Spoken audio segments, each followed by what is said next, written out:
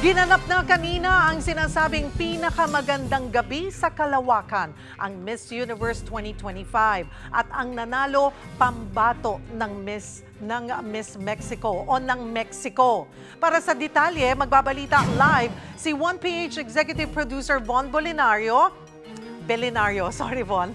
Nakasama natin dito sa studio. Von, okay, eto. Nanood ka rin kanina sa pageant. Balikan nga natin ito, no? Ano yung naging resulta?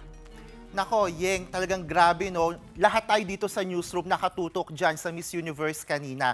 At nagkagulo nga rito sa newsroom mula sa simula pa lang hanggang sa resulta, dun sa final result, itong Miss Universe na ginanap nga sa Bangkok, Thailand. Siyempre, ang resulta, Miss Universe winner natin for this year sa 74th edition ay si Miss Mexico na si Fatima Bosch. First runner-up ang pambato ng Thailand na si Pravinor Singh. Second runner-up ang pambato ng Venezuela na si Stephanie Abasali. Third runner-up yung ating reyna, si Atisa Manalo. At fourth runner-up nga itong si Olivia Yasin ng Côte d'Ivoire. So dito talaga, Cheryl, no, sa top 5, kitang-kita yung diversity ng mga kandidata, iba't ibang platform, iba't iba yung mga advocacy nila na ipinaglaban nila sa final Q&A round ng Miss Universe. Kilalanin natin itong si Miss Mexico na nanalong Miss Universe nga ngayon. Ano ba ang background? Naalala ko, tama ba na nung nagkaroon ng issue sa pag-walk out ang mga kandidata, isa siya doon? Tama ka dyan, Cheryl. No?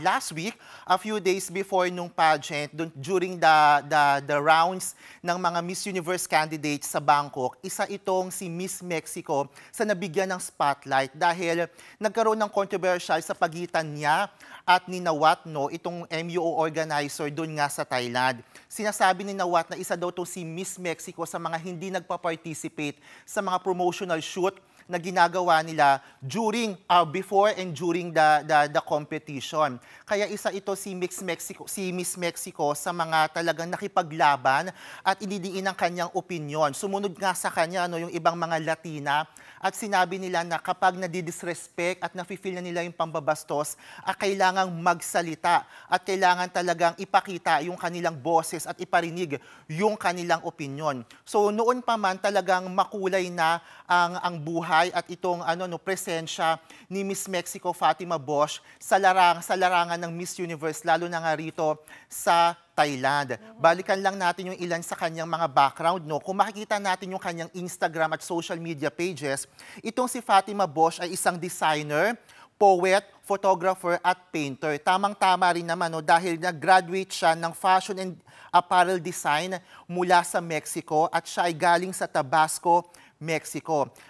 Open din siyang ikinuwento sa publiko at sa mga nagdaan niyang interview na siya ay nakikipaglaban sa dyslexia at meron siyang ADHD during her school years. Kaya naman isa sa mga advocacy niya talaga ay may kinalaman sa neurodiversity. At kaya nga kitang-kita rin sa mga nagdaang araw ng competition na talagang sobra yung pag-voice out niya pagdating sa kanyang opinion, pagdating sa iba't ibang issue nga dito sa Miss Universe competition. Cheryl? At Von, third runner-up, ang ating pambatong si Atisa Manalo.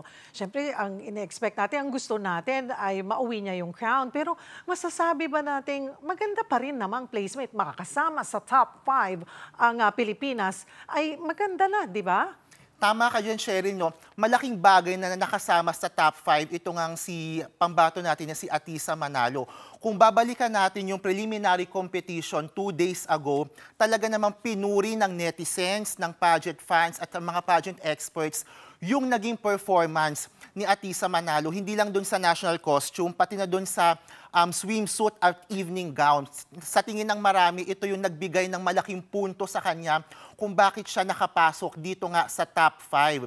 At kung babalikan din natin yung kanyang Q&A performance, dalawang bahagi yung Q&A performance, napansin ng publiko, napansin ng mga netizens na yung paraan ng pagsagot niya dun sa mga tanong ay more on personal o based on her experience. Malaking punto yon, kaya kung titignan natin, pasok na pasok nga talaga siya dun sa top 5. Siyempre marami yung nagulat, Cheryl, no, na third runner-up. Siguro inaasahan ng marami sa mga Filipino fans, kahit man lang first runner-up, umasungkit yung corona. But this is a good run na rin para sa ating pambato na si Atisa Manalo. Cheryl?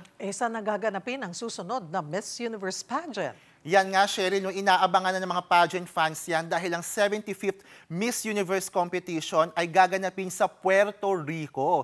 Kaya naman malaking bagay na sa isa sa mga commentor o nag-comment kanina is Dayanara Torres dahil next year nga ay gagawin sa kanyang bansa yung 75th Miss Universe at yan yung aabangan ng publiko. Cheryl? Maraming salamat, Von Belinario.